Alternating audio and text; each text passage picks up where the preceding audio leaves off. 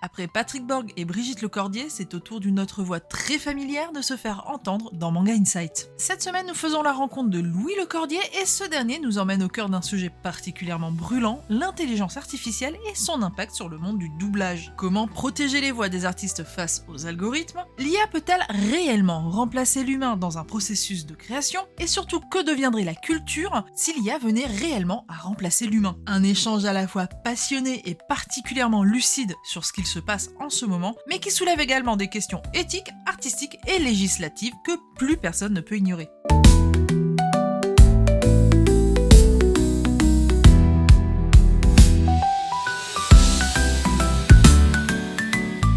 Chers auditeurs, chères auditrices, bienvenue sur Manga Insight. Aujourd'hui, on se retrouve avec un invité dont vous connaissez peut-être la voix. Et non, ce n'est pas Brigitte Lecordier, ce n'est pas Benoît Dupac, mais je suis persuadée que vous l'avez déjà croisé, ou au moins que vous avez entendu parler de lui, puisqu'il s'agit de Louis Lecordier. Et oui, vous le savez bien entendu, il s'agit du fils de Brigitte Lecordier, qui est lui-même comédien doubleur. Louis, comment vas-tu ? Salut. Ça va super. Écoute, il y a plein de petits projets cette année et des projets à venir. Donc, on croise les doigts pour que ça continue à se faire et que ça soit toujours sympa. Eh bien écoute, c'est tout le mal que l'on te souhaite. Si on se retrouve aujourd'hui, c'est pour parler non seulement de ta carrière en tant que jeune comédien doubleur, jeune entre guillemets, puisque tu as quand même plus de 20 ans. Extrêmement vieux, j'ai 33 ans.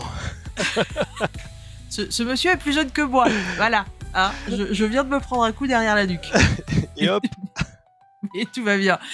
Pour parler de ta carrière, mais également surtout de l'impact de l'IA sur votre métier, puisque lorsqu'on s'était rencontrés à Japan Expo et que j'avais rencontré ta maman, tu étais intervenu pour parler de plusieurs initiatives, que ce soit au niveau européen ou au niveau mondial.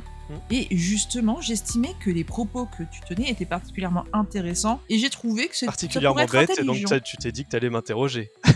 Exactement.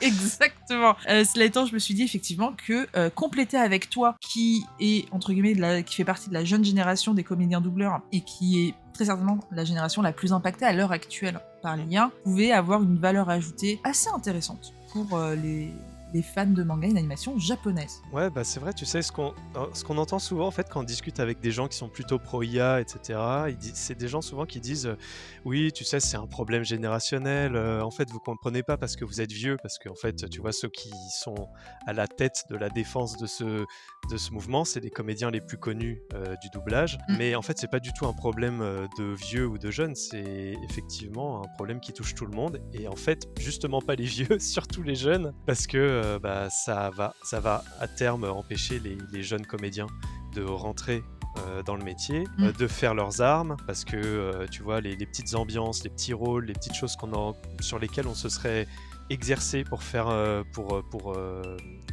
parfaire notre métier et puis pour apprendre notre métier, et aussi auprès des grands comédiens. Donc en faisant ces petits rôles et puis en entendant les grands comédiens jouer à côté de toi, ça tu les feras plus, parce que ça sera fait par une IA, ça sera un tapis d'ambiance, un tapis de rôle secondaire ou tertiaire. Et ouais, ce sera plus qu'un fond sonore au final. Voilà, ce serait vraiment triste que ça se fasse plus par des humains et que ça se fasse plus par des jeunes comédiens qui pourront peut-être après faire des rôles un peu plus importants, ou voilà, apprendre leur métier, quoi. Ouais, c'est ça, comme tu le soulignes, le métier de la voix, ça reste un métier, comme tous les métiers à proprement parler, mais les métiers artistiques peut-être beaucoup plus que d'autres, qui demandent une certaine affinité, enfin en tout cas un certain travail sur les compétences. Donc là, on parle de travailler sa voix. En amont de cet épisode, on parlait de réussir à moduler sa voix, de réussir à retranscrire certaines onomatopées. Moduler sa voix, retranscrire, voilà. Et puis aussi, tu vois, pour ceux qui font du théâtre, pour ceux qui font du cinéma, etc., il y a aussi tout le travail d'apprentissage, de répétition, tout ça, c'est hyper important dans la construction d'un artiste, d'un comédien, et du coup de quelqu'un qui va peut-être faire du doublage ou faire de la radio ou faire du podcast ou faire voilà, tout ça, quoi. Bien sûr.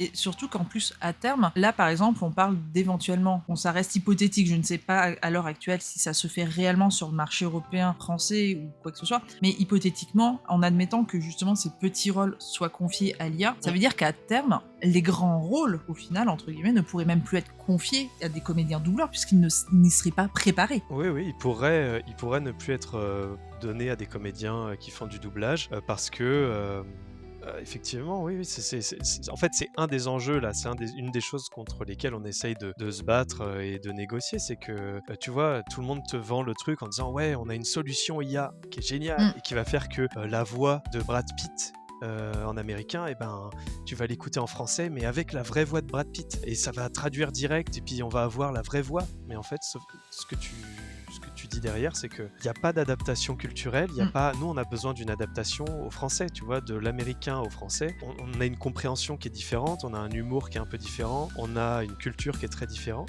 Et en fait, ce passage par l'adaptation du texte et par la façon de jouer et la façon de dire les choses, tu vois, quand je te dis quand je te dis bonjour, comment ça va, je te dis bonjour, comment ça va, tu vois, alors qu'un Américain il te ferait good morning and how are you, tu vois, un truc avec Ouais. des inflexions comme ça. On ne peut pas avoir les mêmes inflexions que ça en français, tout bêtement. Ouais, bien sûr.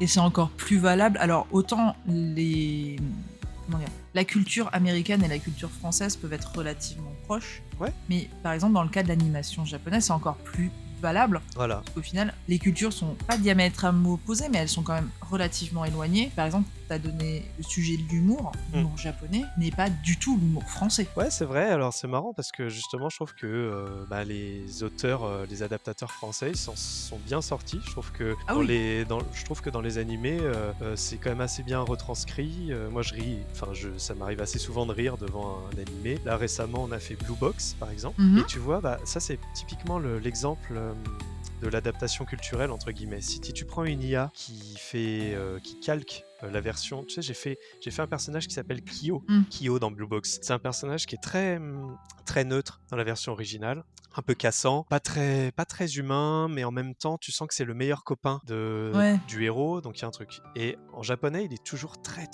neutre, très plat et très cassant. Et en français en fait, si on fait ça, les auditeurs ils vont s'endormir quoi. On va tous s'endormir, ou alors on a l'impression que le personnage est méchant, ou alors tu vois. Il va avoir ce côté un peu blasé qui peut déplaire au public aussi. Exactement, le côté blasé qui va être, tu vois, si c'est en permanence blasé comme ils le font en japonais ça marche quand tu l'écoutes vraiment, mais nous ça marche pas. Donc c'est d'ailleurs un des rôles qui a été le plus difficile pour moi à faire. Arriver à trouver cet équilibre entre un personnage qui est complètement neutre à l'image, mais lui donner un petit peu plus de vie et un petit peu plus de peps et un peu moins de blasé sans sortir de l'image, parce que sinon dès que tu vas au-delà de l'image, ça se sent et c'est plus le personnage. Il faut rentrer dans le personnage. C'est en décalé et ça convainc pas nécessairement non plus. Et donc je trouve que c'est pour ça que c'est important, tu vois, c'est là où il y a vraiment le côté humain qui est hyper important, c'est la direction artistique qui se rend compte que c'est pas possible de tout faire neutre, parce qu'en français ça marchera pas, et le comédien derrière qui fait tout pour essayer d'ajuster les choses, essayer de comprendre ce qu'il faut faire, essayer de se calquer au mieux, mais pour que ça soit visible, audible et amusant, intéressant pour des Français. Ouais, que ça convainque encore une fois. C'est pas qu'une traduction. Non, c'est vraiment une adaptation, une interprétation, et puis quelque part, en tant que comédien, vous vous appropriez aussi le rôle qu'on vous confie. Ouais, c'est vrai. Ouais, un petit peu. Alors, il faut faire attention de ne pas tomber dans le truc de je suis le personnage, tu vois. Non, bien sûr. On n'est jamais le personnage qu'on interprète, mais ça n'empêche pas que quand on joue les scènes, on ressent ces choses, tu vois, on essaye de ressentir ce qu'il ressent pour le retransmettre au mieux. Et ça, c'est vraiment un truc que j'aime bien dans le domaine artistique, dans le jeu, et spécialement dans le doublage, quoi. C'est que ça peut être quelqu'un qui ne te ressemble pas à l'écran, mais tu lui donnes vie quand même via tes émotions, quoi. Ça t'empêche pas d'être proche de lui, quoi qu'il arrive. Voilà, c'est ça, c'est agréable. Ouais. Lorsqu'on s'est rencontrés en juillet à Japan Expo, tu avais évoqué justement plusieurs initiatives, dont une en particulier, qui se sont mises en place pour protéger les voix. Donc, tu avais évoqué UVA, ou UVA. Ouais, UVA. Excusez mon superbe accent, voilà, qui est très random. C'est United. Autant il y a des fois où ça passe et des fois c'est what the fuck au possible. Ouais, c'est United Voice Artists. Ouais, c'est ça. Voilà, c'est ça. Qui est un regroupement mondial de ce que j'ai pu voir sur leur site, qui vise justement à protéger les voix, les artistes du métier, tout le secteur au final au niveau mondial. mondiale et faire bloc face à la montée de l'IA. Ouais, alors United Voice Artists, c'est assez intéressant. C'est un truc qui est, une sorte de collectif qui est fondé sur plein d'associations à travers le monde. Donc t'en as au Brésil, en Espagne, en Italie, en France, en Allemagne, machin et tout ça. Et donc en France par exemple, t'as l'association Les Voix qui est vachement active là-dedans. Et c'est notamment eux qui ont mis en place la pétition Touche pas ma VF. D'accord. Qui a 235, 240 000 signatures. Ça augmente régulièrement. Voilà, donc là on est à 137 000 signatures, ce qui est pas rien. Et donc United Voice Artists va porter ce genre de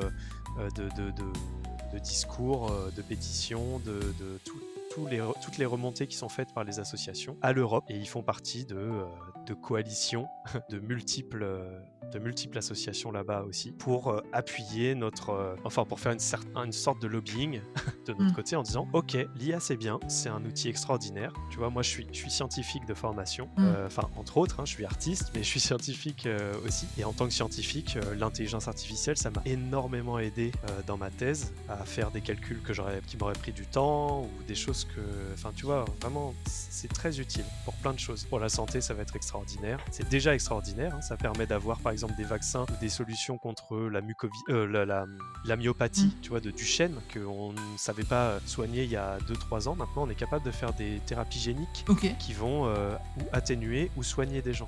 Tu vois, grâce à ça. C'est très bien, l'intelligence artificielle c'est magnifique, mais pour le domaine artistique c'est quelque chose de catastrophique pour nous parce que ça se base sur des bases de données justement, et ces bases de données elles sont construites à partir de petits bouts de voix et de petits bouts d'images et de petits bouts de texte qui sont volés partout. Donc ça vole les auteurs, ça vole les comédiens, leur voix, et ça vole les graphistes, les animateurs, etc. Ça vole les images. Et donc pour l'instant, il n'y a pas vraiment eu de limite, il n'y a pas vraiment eu d'éclaircissement de ça. Le scrapping, donc le moissonnage de données, il se fait sans limite. Et tu vois, là-dedans, normalement, il y a du copyright, il y a du droit d'auteur, etc. Et tout ça, c'est balayé d'un revers de la main. D'un revers de main. Et on a vu les problèmes avec, tu sais, Miyazaki. Oui, tout à fait, ouais. Les Matt Groening, etc., dont piquent les Simpsons. Et enfin, tu vois, tout ça, c'est très flou pour l'instant. Et nous, ce qu'on dit, c'est très bien l'IA, mais il faut que ça soit régulé.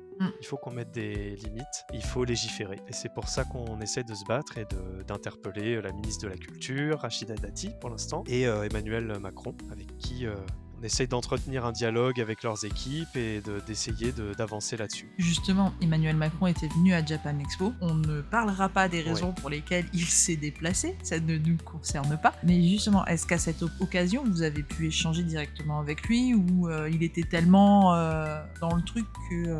on a réussi justement à le faire venir...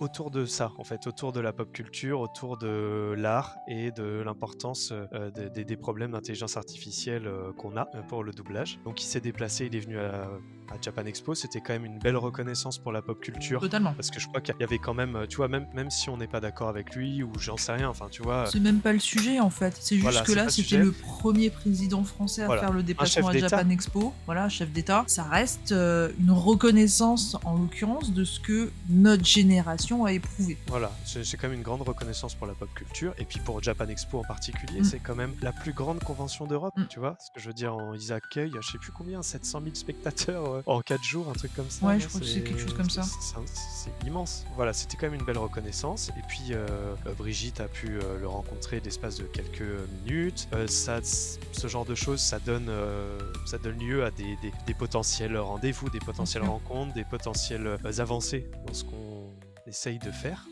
Et voilà, après on croise les doigts, tu vois, on touche du bois, on avance petit pas par petit pas avec les associations, les syndicats, le collectif Touche pas ma VF, en faisant de la com, en faisant du lobbying entre guillemets. Et voilà, c'est le mieux qu'on puisse faire, et je pense qu'il faut être patient, mais pas trop patient quand même, parce que la techno va vite. D'ici 25-26, là c'est quand même, ça va être chaud pour nous. Et... Oui, puisque tu me disais, je crois, d'ici 2050, si je dis pas de bêtises, même avant, l'intégralité... Non, c'est 2025-2026, là, l'intégralité du net fin de cette année ou fin de l'année prochaine, tout début de l'année prochaine, je crois que ce sera, la totalité du net aura été scrappée. Ouais. Donc en fait, ce qu'ils vont devoir faire, c'est demander à des gens de faire des dessins, de faire des vocaux, enfin Ouais, de d'apporter donner de la leur matière voix, en fait. d'apporter de la matière supplémentaire pour pouvoir faire du tri, du scrapping, et puis faire des bases de données qui leur permettent d'être assez propres pour faire des solutions IA. Mais d'autant plus que Euh, j'ai vu passer un article il y a pas si longtemps. Il paraîtrait, alors je n'ai pas été vérifier l'info parce que pas le temps, mais il paraîtrait qu'ils seraient même en train de penser à créer des IA pour entraîner les IA. Ah oui, oui, ça se fait totalement. Technologiquement, ouais, ça existe depuis un peu assez longtemps finalement, mais bon, là, c'est très concret, quoi, si tu veux. Là, déjà, il y a du scrapping qui est fait de manière complètement illégale. Il y a des solutions qui sortent, il n'y a aucun droit d'auteur, il y a aucun copyright, il y a pas de régulation. C'est certes. En fait, certes, ça réduit les coûts, mais à quel prix?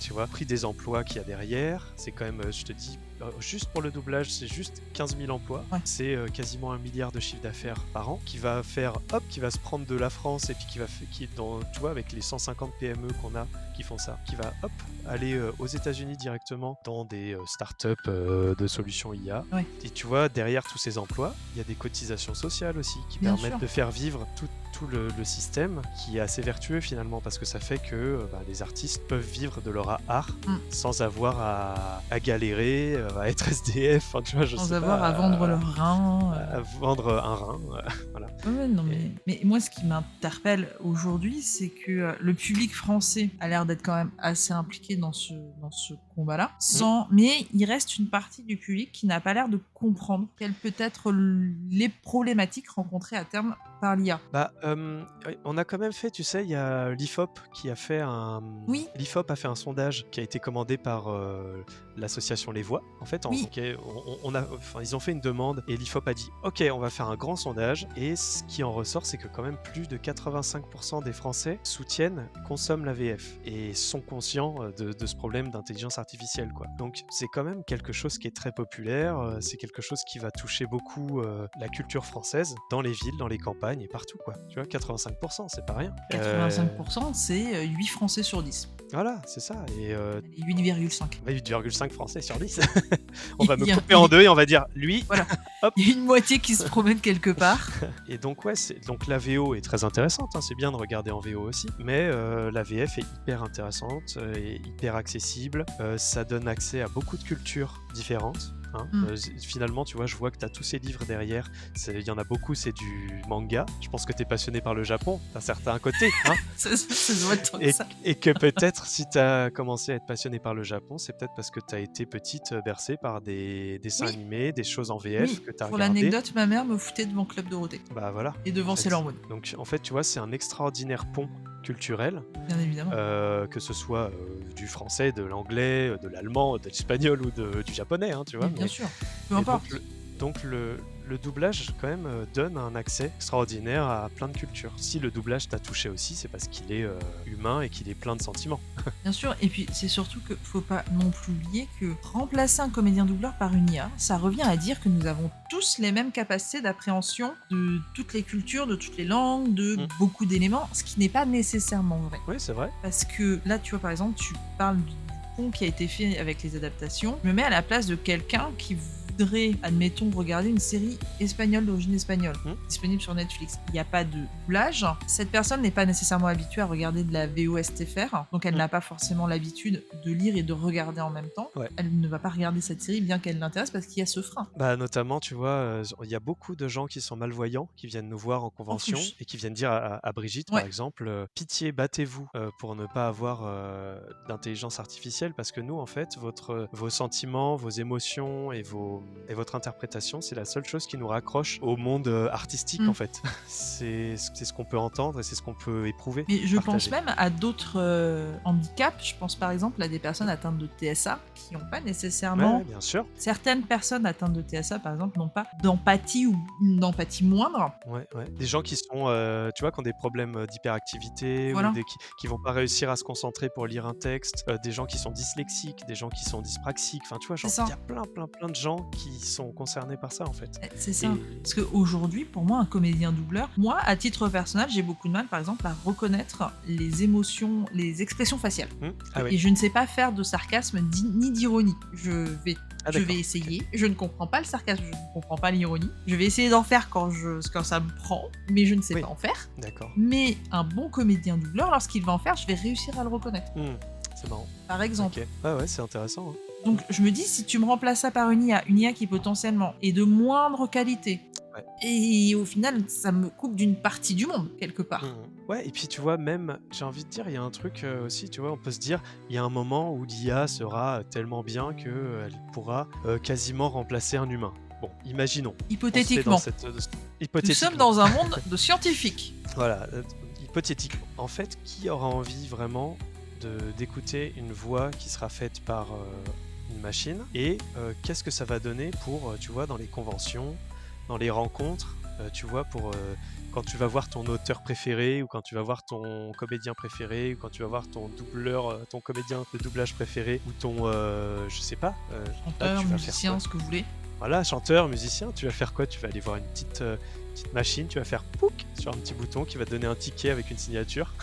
C'est totalement malaisant. Franchement, ça serait malaisant de ouf et ça serait très très triste. Bah oui, Tu vois, c'est quand même un lien humain qui est important et je trouve que ce que les comédiens vivent aujourd'hui avec les conventions, je trouve que c'est assez joli, c'est une belle reconnaissance et en même temps ça permet au public de créer un lien totalement. en D'autant fait. plus que, comme un bon comédien doubleur, va Mm. forcément créer de la créativité autour de lui. Ça se propage. Oui, parce qu'en plus il fait pas que du doublage, tu vois, il fait plein C'est d'autres ça. choses.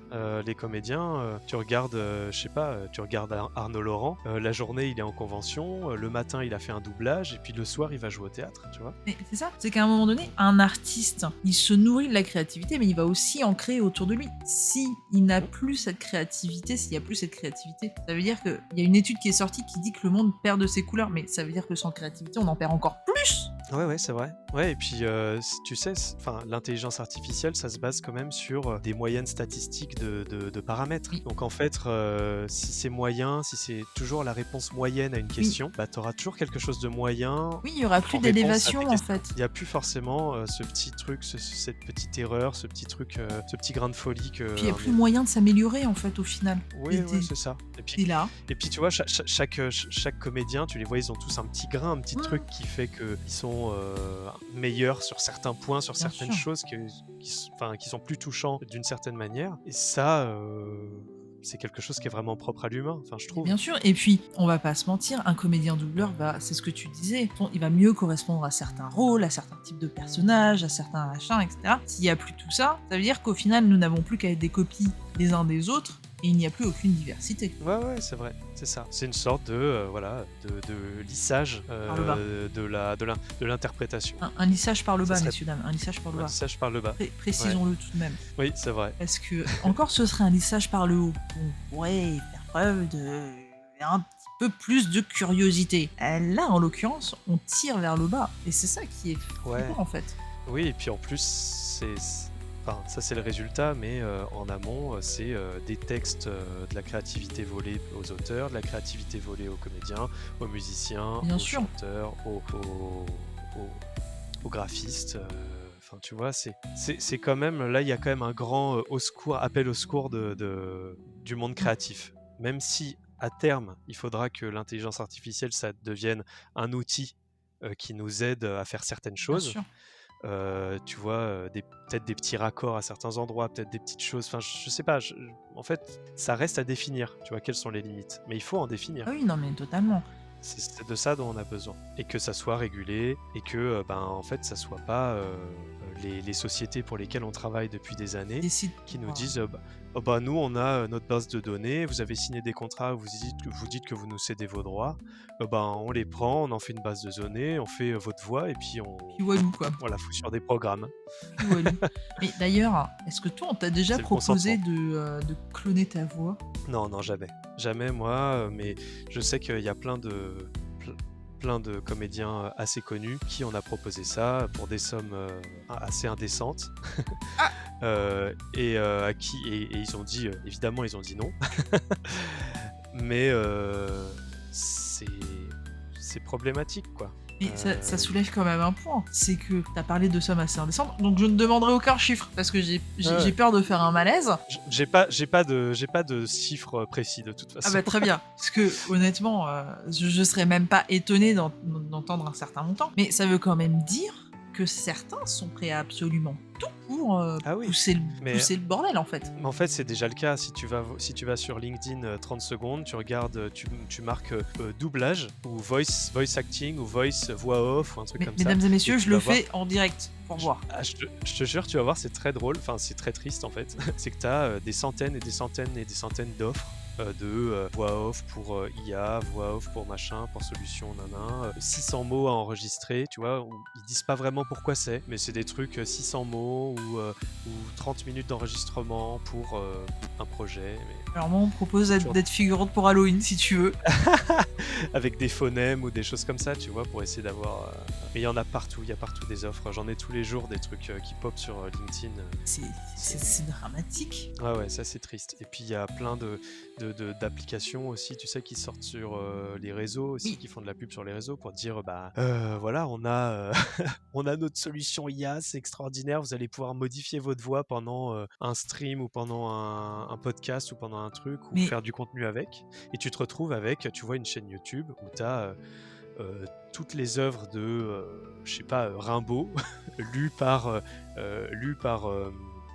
Jacques Frantz, tu vois, Ok. lu par Jacques Frantz, qui est mort depuis 5 ans. Et t'as une chaîne ça. qui a popé comme ça en début d'année avec 50 vidéos, machin, lu par Jacques Frantz. Mais Voilà. Alors il a disparu il y a 5 ans, et les mecs, ils sont allés chercher sa voix, ils ont fait une IA, et puis ils se sont dit, on va faire du contenu avec. Donc ça, c'est un nouveau truc, tu vois, c'est le problème éthique qui se pose aussi, c'est il faut mettre des limites aussi à l'utilisation des voix des gens décédés, tu vois. Quand je vois des mecs qui font... Il y a un gars l'autre jour qui se vantait de faire de la musique avec des remixes, il faisait de la musique par IA, Ouais. et tu le vois, alors il fait des remixes où il fait chanter par Dalida des trucs qu'il a écrits ou des trucs... des thèmes d'une autre musique de rap. ouais, tu on vois. en voit beaucoup de ça Et- sur les réseaux. Et il fait dire, et dans son truc, il fait dire à Dalida, machin, c'est ma musique préférée, c'est mon artiste que j'aime, machin, c'est trop génial et tout. Tu dis, mais en fait, de quel droit tu fais dire à quelqu'un que tu ne connais pas, Et qui est mort. qui est décédé, Ouais. dont tu as volé la voix, de quel droit tu lui fais dire quelque chose que toi, peut-être, tu penses, ou que tu as voulu faire pour Mais- gagner des sous, pour monétiser ton art? C'est insupportable, moi, je trouve C'est ça, ça mais insupportable. c'est surtout qu'en plus, on en revient à ce qu'on évoquait avec Brigitte en premier. C'est qu'aujourd'hui, des personnes mal intentionnées, bon, là, est-ce que le cas que tu présentes, c'est plus pour du divertissement parce que c'est YOLO, c'est trop drôle et tout? Non, c'est quelqu'un qui se dit compositeur de musique IA, quoi. C'est compositeur, mais il compose. Bien.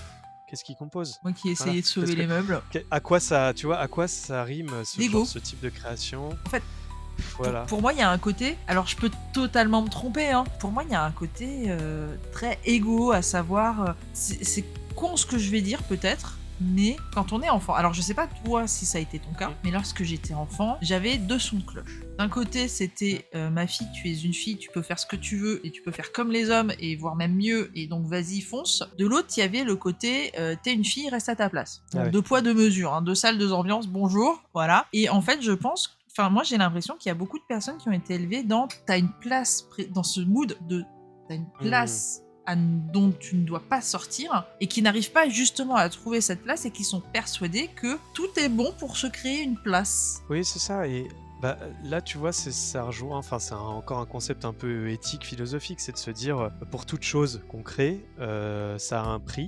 Et il faut toujours se poser un prix entre. Enfin, c'est pas un L'échange prix, en équivalent, euros, hein. messieurs, dames. Voilà, on retrouve l'échange équivalent de Full Metal Alchemist. Et en fait, c'est vrai, c'est que dès qu'on fait quelque chose, ça a des conséquences ou ça a un prix. Et l'intelligence artificielle, c'est extraordinaire, mais quand on l'utilise et quand on le crée, il faut se demander ce que ça produit derrière, quelles sont les répercussions que ça a, humaines et artistiques, et voilà. Et notamment, tu vois, on fait souvent le parallèle avec l'atome. Oui. tu vois, la recherche atomique, c'est génial, mais on est d'accord qu'on est tous contre la bombe atomique. Jusqu'à preuve du contraire, en tout cas, oui. Voilà, donc ou alors la bombe atomique régulée comme moyen de défense universelle avec tout le monde qui l'a, bon enfin tu vois, un truc qui est encadré. Là pour l'instant nous on est dans le cas où c'est pas cadré, c'est le sbeul parce qu'ils volent tout et qu'ils font n'importe quoi avec. Voilà donc Messieurs, dames, nous sommes dans un conflit russo-américano, ça pique, je vous le dis. Mais c'est concrètement le parallèle, c'est ça en fait, aujourd'hui. voilà, on est d'accord pour l'IA, mais pas n'importe comment. On est d'accord pour l'atome, mais pas n'importe comment. On est d'accord pour, je sais pas, tu vois, ça marche avec tout comme ça en fait. Ça marche avec beaucoup de choses, C'est- effectivement. C'est l'évolution, enfin l'évolution technologique, c'est très bien. Ça peut avoir une véritable valeur ajoutée dans notre quotidien. Là étant, il ne faut pas que ça se fasse à nos dépens. Bah ouais, c'est clair, c'est clair. À nos dépens, dépend des artistes, des choses qui tournent autour de nous, quoi. Tu vois, parce qu'on n'est pas seul, même si on trouve le moyen d'arriver à nos fins, Bien sûr, ça impacte les gens qui sont autour de nous et Bien il sûr. faut faire avec. bien sûr. Mais quoi qu'il arrive, l'individu a besoin de la société et la société a besoin de l'individu. Ouais, c'est clair. Et puis, tu vois, il y a plein de gens qui sont à l'origine de l'intelligence artificielle en ce moment qui disent que ben, ça risque de produire une société où tous les capitaux Détenu par une minorité. se concentrent chez les ultra riches parce que ça va être des choses, ces solutions IA, elles vont appartenir aux ultra riches. C'est quelque chose qui peut apporter vraiment des gros déséquilibres dans la société, dans la culture et et même de manière cognitive. Hein, on le voit avec ChatGPT, il y a quand même, comme on n'apprend pas encore à s'en servir, etc.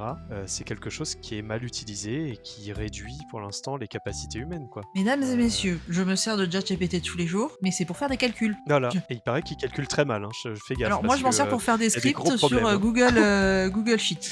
En gros moi c'est pour concaténer des docs, les cleaner, machin, etc. Le reste je le fais à la mano. Ça, c'est ça quand t'as un problème, quand tu lui demandes. Enfin, en fait, encore une fois, c'est la même chose. Tu vois, ça peut être un outil extraordinaire, Bien sûr, mais il faut faire gaffe. mais tu quoi. vois, quand t'es en classe et qu'on te dit, ben, réfléchissez à ce que c'est que l'humain et l'éthique, et bah, si tu vas demander à ChatGPT, qu'est-ce que c'est que l'humain et qu'est-ce que c'est que l'éthique, et bah, t'apprends rien.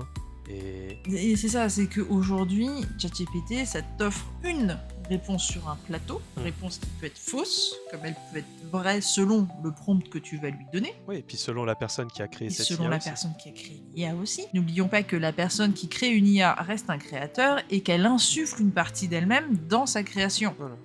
Les données, elles sont créées d'une certaine manière, enfin elles sont traitées d'une certaine Voilà. manière, donc on peut choisir d'en prendre certaines et pas d'autres. Exactement. C'est d'ailleurs ce qu'on voit avec les algorithmes sur les réseaux sociaux, messieurs, dames, rappelons-le, qui ont tendance à mettre en avant certains contenus à défaut d'autres qui pourraient avoir une valeur ajoutée plus intéressante pour vous, à titre individuel. Ouais, c'est ça. Et puis ça risque de faire que les gens se retrouvent dans une bulle où ils voient toujours la même chose et où ils sont persuadés que tout le monde pense pareil, tu vois, par exemple. C'est une société de Dory. Voilà, Ça va être exactement. sympa. En France, on en est où du côté légifération, législative de l'IA? Ça a avancé durant l'été ou tout le monde est parti en vacances en Alors- mode on se retrouve à la rentrée, les gars?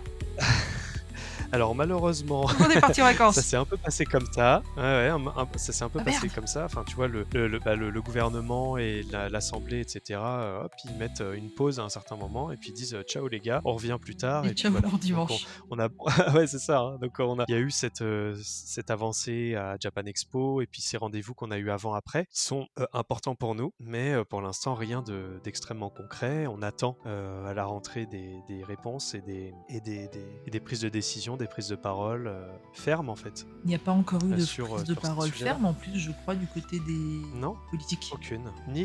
T'imagines le ministère de la Culture, ça fait 2 ans qu'on a enfin 1 an et demi qu'on a cette pétition, on a fait des 20 millions de vues avec notre vidéo en 5 jours. On a interpellé tous les responsables, on a eu une pétition qui a 250 000 signatures, ça a été traité à l'Europe, machin, etc. Et pour l'instant, pas une seule prise de parole de Madame la Ministre ou de Monsieur le Président. Pour l'instant, c'est quand même vraiment embêtant. Ouais, c'est surtout que ça renvoie un message qui, je peux l'interpréter totalement à côté de la plaque. Je ne ne le cache pas. Mais pour moi, le fait qu'ils ne prennent pas la parole et qu'ils ne s'expriment pas sur un sujet d'une telle ampleur démontre que soit Mmh. ça ne les intéresse pas, Mmh. soit ils ne savent pas quoi dire. Et je sais pas quelle est la version qui Ouais, ou alors, m'inquiète le plus. enfin, et il y a une troisième version, c'est soit ils ont des intérêts Aussi. là-dedans, tu vois. Enfin, préférais ne pas y penser. moi, je préfère ne pas y penser, mais ça fait partie de ceux qui nous interrogent, parce qu'à à l'Europe, par exemple, tu vois, il y avait, ils nous ont vendu pendant très longtemps, ils nous ont dit, mais vous inquiétez pas, il y a le RIA qui va arriver. Ouais. Tu sais, le règlement pour l'intelligence Ouais. artificielle. Et en fait, là, ça a été voté, tu sais, avant, il y avait Ah si, il y avait l'IA Act. Oui, oui. Il y avait l'IA Act. Et après, ils ont dit, bah, on va faire le RIA, le règlement pour la protection enfin, pour l'intelligence artificielle. Ça va concerner tous les pays d'Europe. Et on va poser les bases de ce truc, etc. Et finalement, ce qui en est sorti, c'est qu'il y a, pour l'instant, en tout cas de ce que dit United Voice Artists et toutes les confédérations qui ont travaillé là-dessus en poussant notre intérêt artistique, ils ont dit, bah, ça sert à rien. On a une sorte de... Le résultat de ça, c'est que les entreprises qui font de l'IA, qui ont des solutions d'intelligence artificielle, vont devoir signer une charte, mais il n'y aura pas de répression, il n'y aura pas de surveillance, enfin de veille, il n'y aura pas de menaces spéciales ou de sanctions appliquées pour l'instant. Donc c'est compliqué, tu vois, d'y voir de l'avancement là-dedans. Ah oui, Quoi. c'est un peu. Parce que tout a été vidé de Substance. son contenant, en fait. Ouais. Tout ce qui était au départ un peu contraignant a été vidé, malheureusement. C'est triste parce que ça fait un peu. Enfin, moi, j'ai l'impression que ça fait un peu. Regardez, on a fait un truc. C'est pas ce que vous vouliez, mais on a quand même fait un truc. Ouais, c'est ça. C'est. Mais voilà, on a fait un truc pour faire un Ouais, truc. c'est mais ça. pas- Vous nous avez mis la pression. Ouais. Regardez, on a fait un truc. Ouais. Maintenant, foutez-nous la paix, quoi. Ouais, c'est exactement ça. Bon, donc tu vois, il y en a qui vont signer ce petit truc en disant bon bah ok, je vais dire ce qu'il y a dans ma base de données vaguement, mais personne n'ira jamais vérifier. J'aurais pas de sanctions si jamais. Enfin, tu vois, c'est problématique. Hein. Il y a que le RGPD pour l'instant qui nous protégeait a priori, puisque le règlement sur la protection des données, il fait que, tu vois, s'ils utilisent des données biométriques sans nous le dire, c'est 4% du chiffre d'affaires mondial en amende. Bien. 4% du chiffre d'affaires mondial. Donc tu vois, si Amazon, par exemple, s'amuse à prendre ta voix pour faire un livre avec, enfin pas prendre ta voix justement, mais prendre des données personnelles, ou à mal gérer tes données personnelles, tu peux porter plainte et c'est 4% du chiffre d'affaires. Monde, pas que France. Oh, C'est ça qui est prévu par le RGPD. Mais encore faut-il prouver que c'est ta voix, que tout le monde soit d'accord que la voix c'est une donnée personnelle. Tu vois, enfin, et qui biométrique. peut dire que c'est pas une donnée biométrique? Je veux des arguments. C'est compliqué, quand hein. même fou. C'est des combats de David contre Goliath avec des entreprises qui ont des carterons d'avocats et de lobbyistes contre des associations et des confédérations d'artistes et de gens qui défendent l'humain. Et à côté de ça, on a quand même le Danemark, de ça je voulais quand même en parler, on a quand même le Danemark qui fin juin a sorti un truc, qui a modifié sa loi sur la propriété intellectuelle pour donner le droit de donner ou non l'accès à son image à chaque citoyen danois, et dans l'image, ils incluent donc visage, corps et la voix. Bah écoute, ça serait super si ça marche, et ça serait super que ça soit une protection efficace. Après, est-ce que ça protège l'interprétation? Est-ce que, enfin, tu vois, peut-être que c'est un premier pas pour la protection. C'est peut-être un premier pas. Peut-être que c'est quelque chose qu'il faut. Voilà. Un premier pas. Parce qu'effectivement, de ce que je lis, visiblement, la loi permettrait, donc c'est au conditionnel, je n'ai absolument pas les précisions de ce côté-là, mais la loi permettrait de faciliter la suppression des données à la demande de la victime. Et si les plateformes jouent les fortes têtes, le ministre de la Culture danois, donc Jacob Engel-Schmid passera sur la prononciation, se dit prêt, lui, à prendre des mesures supplémentaires, voire à appliquer des sanctions sévères en cas de non-respect de la loi. Reste à définir ce qu'est mesures supplémentaires et sanctions sévères, Ouais. mais visiblement, le Danemark se positionne en tant que précurseur sur la question. Ouais, c'est pas mal, mais c'est un peu ce que prévoit le RGPD.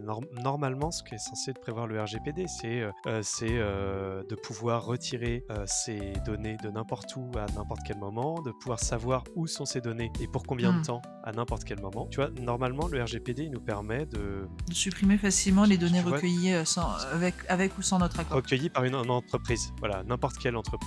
Et il faut qu'ils aient notre accord et il faut qu'ils soient retirables à n'importe quel Oui, moment. puisque l'accord peut être valable sur un certain temps et devenir caduque suite à un changement d'avis. Oui, c'est ça. Voilà, c'est D'autant ça. plus qu'à l'heure actuelle, je Et crois qu'on ne sait toujours pas où sont stockées toutes les données qui ont été récoltées, admettons, par Google. non, non, c'est ça, c'est des serveurs qui sont à l'autre bout du monde, qui, recueillent, nos voix, nos données personnelles, nos adresses mail, nos numéros de sécu, La enfin, tu vois, couleur j'en de sais votre rien, slip, tout ça. Ouais, n'oubliez pas. exactement, hein, parce qu'en fait, on se rend compte qu'avec, nos smartphones, on est quasiment tout le temps, écoutés Alors, et pas filmés. que, parce que pour Mais préciser voilà.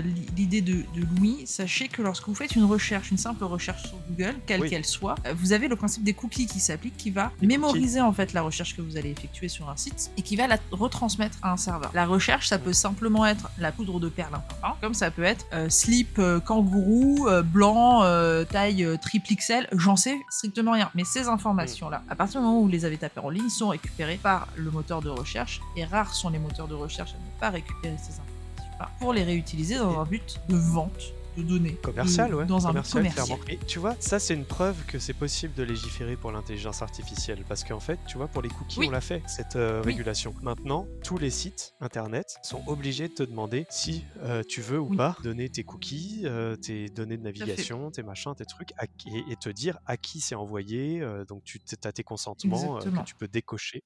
Donc, comme quoi, c'est possible. C'est possible, faut simplement le vouloir. Voilà, faut le vouloir et faut mettre les moyens qu'il faut en place. Et tu vois, par exemple, YouTube, bah, quand ils ont dit à un moment, quand vous faites des collaborations commerciales, et ben maintenant vous devez le marquer. Bah, ils ont mis en place un truc qui fait que bah, si c'est pas marqué, et ben t'es exclu de la plateforme D'accord. ou que t'as des rétributions. Maintenant, si tu fais une collaboration, t'es obligé de le marquer, sinon tu te prends une grosse amende ou un ban.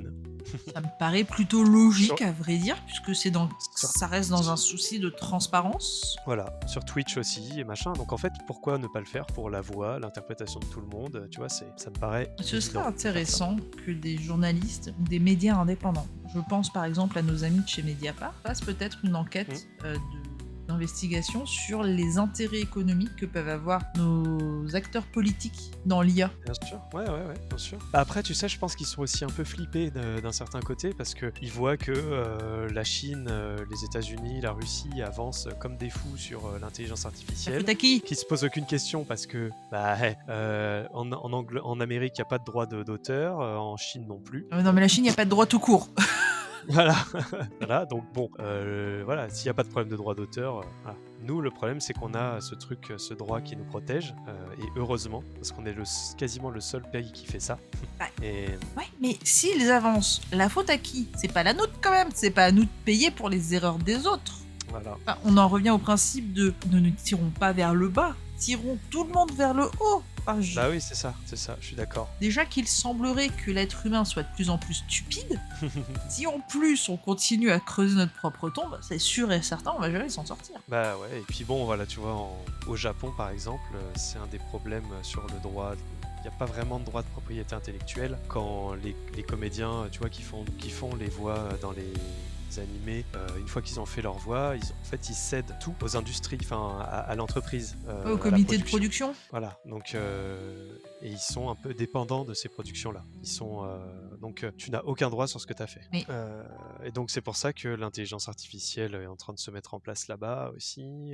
Tu vois, notamment Masako Nozawa oui, a signé avec Toei, avec la Shueisha, je crois, pour donner sa voix à l'intelligence artificielle. mon dieu. C'est voilà, tu vois, c'est quand même, on en est là en fait. Et en parallèle, tu as le comédien de Freezer qui a créé un collectif Oui, lui, il est contre. qui s'appelle No More IA, No More Mudan IA. Ils ont une chaîne YouTube et ils font des vidéos exactement comme les nôtres. Ils ont fait ça un an après, je pense. Un an après nos vidéos. Quand même dingue. Ah, je suis sur le cul. Ouais, Il n'y ouais, a pas hein, d'autre. c'est Y a un pas peu d'autre alarmant, terme. hein, le constat est alarmant. Ouais. Le constat est très alarmant parce que ça veut dire, ça induit d'autres problématiques. C'est que s'il y a vol de la voix, ça veut dire qu'un simple coup de fil, techniquement parlant, ouvre les possibilités. Enfin, Hmm. c'est très peu rassurant toute cette histoire. Ouais, c'est embêtant. Et bon, bah voilà, après, on espère que ça va être légiféré. Nous, on fait tout pour. On donne le max pour essayer comment dire, Faire avancer le schmilblick. Ouais, mais de sensibiliser les gens, tu vois? Aussi en leur disant: Ah, «Faites il y pas a un gros n'importe quoi travail avec l'IA, d'éducation. Mmh. voilà, nous ça nous touche, de telle façon». Il faut sensibiliser aussi les boîtes avec qui on travaille. Leur dire: «OK, il faut gagner des sous, mais en fait, est-ce que ça va vraiment vous faire gagner du temps? Est-ce que ça va vraiment vous faire gagner des sous?» Parce que derrière le travail de l'IA, il faut quand même beaucoup de surveillance, beaucoup de modifications et cetera, tu vois? Ouais, c'est surtout que l'IA, concrètement parlant, ça va vous faire gagner de l'argent à court terme, oui et non, parce que derrière l'IA, il y a des Mmh. ingénieurs, il y a Mmh. des serveurs qui sont à Ouais, ouais, bien sûr. entretenir, à surveiller H24. Donc déjà, ça veut dire qu'il y a toute une Ouais, équipe. c'est énorme. Et puis nous, on passe notre temps, quand on essaie de sensibiliser, à leur dire, bah en fait, nous, en faisant ça, on est en première ligne, mais on est en train de vous sauver le cul aussi. Parce qu'en fait, s'il y a des solutions IA qui sont foutues dans tous les sens et à toutes les sauces à 10 balles, bah en fait, est-ce que les gens auront besoin de production pour faire des choses? On se passera des productions. Et puis, il n'y a pas que ça. C'est que là, pour l'instant, l'accès, entre guillemets, à l'IA est peu cher, on va dire. Pour l'instant. Voilà, pour l'instant, les offres ne sont pas extrêmement chères. Il y a même des études qui sont sorties pour démontrer que Mmh. le marché de l'IA était Il y a énormément déficitaire. d'investissements, mais bon, très peu de retours pour l'instant, ouais, c'est sûr. Voilà, il y a énormément d'invest et très peu de retours. Mmh. Lorsque la barque va changer, lorsque le mouvement de manivelle va changer, Mmh. les prix vont plus être à 10 € par mois. Bah ouais, ouais. Et là, Ouais, et bizarrement, puis ça c'est va ce que être j'ai moins enfin, drôle. Donc, chers amis qui prônez l'IA, alors à titre personnel, et ça n'engage que moi et Louis donnera son ressenti. À titre personnel, si vous utilisez l'IA, ayez conscience de ce que vous faites déjà pour commencer, que ce soit dans une démarche de distraction. Bon, moi j'ai rien contre, mais juste sachez que ça a des conséquences. Là où j'ai un plus gros problème, c'est lorsque vous vous permettez de voler une identité et de lui prêter des propos qui ne lui correspondent pas et pour lesquels elle n'a pas donné son accord. Ouais, et notamment quand la personne est morte, par exemple, Alain Dorval, qui fait la voix de Sylvester Stallone. Tu vois, Sylvester Stallone, ils ont sorti, Eleven Labs, qui se vendent de faire des super solutions IA pour la voix et d'être le doublage de demain. Bah, eux, ils ont pris la voix d'Alain Dorval, qui est mort il y a 2 ans, et ils l'ont foutu sur un teaser d'un film qui sortait cette année, là, de Sylvester Stallone. Et donc, et d'ailleurs, le résultat est horrible.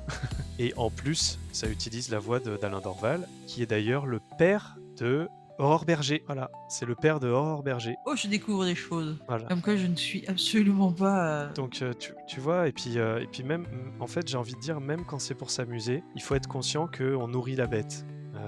Oui, Parce que, ça, tu vois, tout à fait. c'est pas une solution IA. Si c'est une solution IA que tu as sur ton ordinateur, exclusivement sur ton ordi, et puis tu mets ta voix dedans, tu fais des conneries avec, ou tu prends la voix d'un machin, et puis tu fais, et puis voilà. Ok, mais là, en fait, ça va sur des serveurs à perpète. Tu sais pas ce qu'ils en font. Ils vont s'en servir pour faire Oui. des solutions IA qui vont te faire dire n'importe quoi, n'importe comment, faire des pubs pour n'importe quoi, éventuellement retrouver des visages de petites filles sur des Non, splash. n'allons pas sur ce terrain-là, Hein? ça devient glauque. Non, mais c'est horrible, hein, Ah oui, non, mais c'est horrible. Mais c'est vrai qu'effectivement, il y a des sujets auxquels on veut pas ou on n'ose pas penser. Typiquement, celui Voilà. sur lequel tu allais là, je préfère... Voilà, toutes ces dérives, elles sont existantes malheureusement, quoi. Ah oui, non, mais complètement. À titre d'anecdote, j'ai bossé en agence de marketing numérique. Donc je suis experte SEO à l'origine des origines. Et tu m'avais dit, ouais.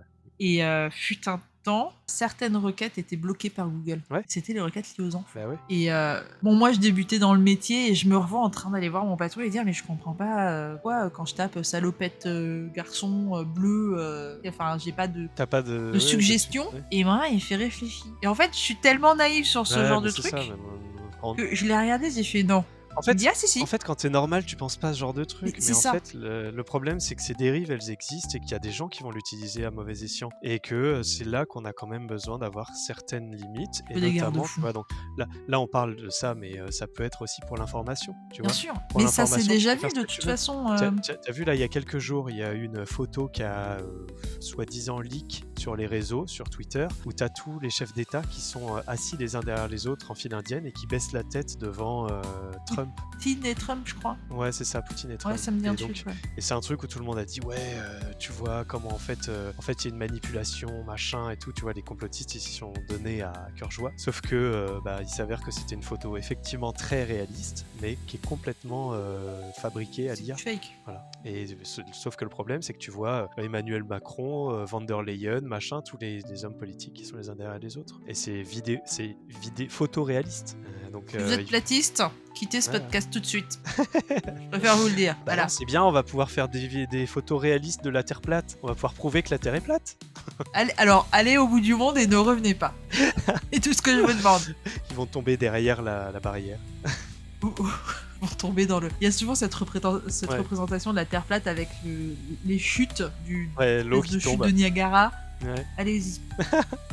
Non, mais tu vois, c'est vrai que plus sérieusement, pour l'information, ça va être vraiment très galère de Oui. reconnaître le vrai du faux. Mais ça s'est déjà vu lors des élections législatives, Oui, ouais. en plus. Et tu vois, il y en a plein qui disent que ça risque d'être la fin d'Internet, parce que comme Internet, c'est l'endroit où tu peux trouver toutes les informations, les trucs, Twitter, machin Ouais. et tout, il y en a qui disent que ça serait une sorte de, tu vois, là où tout le monde utiliserait des trucs qui sont faits et qui sont faux, ça pourrait être la fin Je d'Internet. vous rappelle, chers auditeurs, que Internet est ce que vous en faites. Oui, oui, carrément. Donc, si vous nourrissez la bête avec, entre guillemets, passez mon langage, de la merde, ce sera nécessairement Et de la merde. Si vous nourrissez, c'est exactement comme votre cerveau. Si vous le nourrissez à coup de McDo, eh ben ça va devenir un burger sur pâte. Si vous le nourrissez avec des choses un peu plus qualitatives, forcément, ce sera un petit peu plus efficace. bah ouais. Je suis bien d'accord. Donc Voilà. voilà, faut faire attention. Pour conclure, pour résumer tout ça, c'est vrai que je pense qu'il faut... L'IA, c'est extraordinaire, mais il faut faire attention à ce qu'on met dedans, comment on l'utilise. Et en fait, les seuls moyens de faire ça, c'est de mettre des limites, des lois, et de se donner les moyens de les appliquer. Voilà.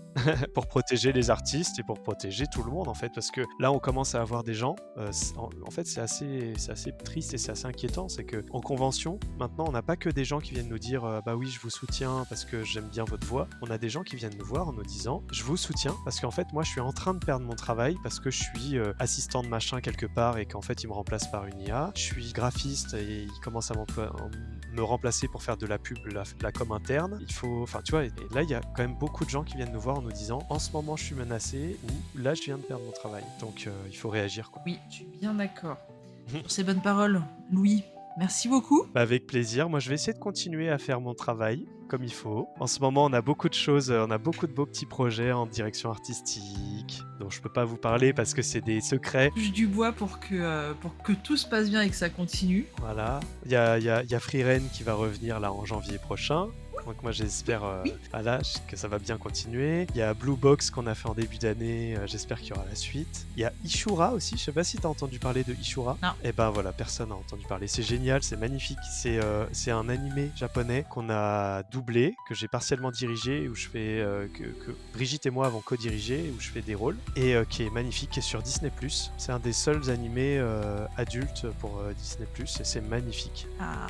Voilà, donc allez voir Ishura, allez voir Blue Box, allez voir Freeren, allez voir plein de choses qui vont venir. et puis voilà.